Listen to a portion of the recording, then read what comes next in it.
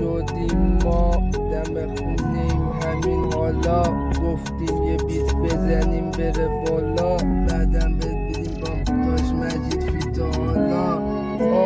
از من پرسید داستان چیه گفتم تازه ماسمنیه یارو خورده زده مده بده بعدم میزه دقه بقه چرا تازه میشه عشه پشه بعدم میاد لایکه پول میاد کشه داستان اینا تازه میزنیم ما یه چند میلیون ویو بعدم یه چند صد هزار تا لایک و بعدم پست و کامنت و بیا بالا میشه تازه پیج چند صد کا بعدم میزنیم به سمت چند ده میلیون ما هدف تا بره بالا بیاد آدم تازه میشه 100,000 تا میزنه تازه مجید میخواد حرف بزنه مجید یارو بی چرا نمیاد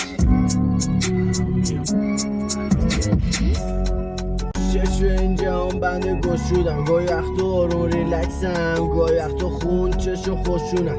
ولی زودی به خودم میام آخه خب میدونی نمیخوام تو اینا بمونم خیلی چلو ریلکس خشم شده ممونم سر جنگم که نداریم اصلا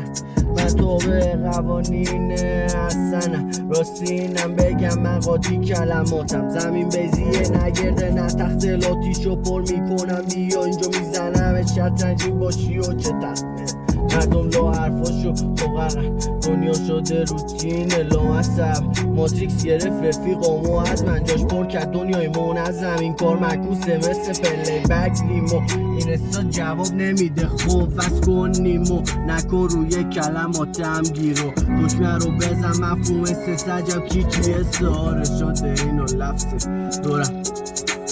دورم یه رو میکنم معتاد خودم و بعدم میگم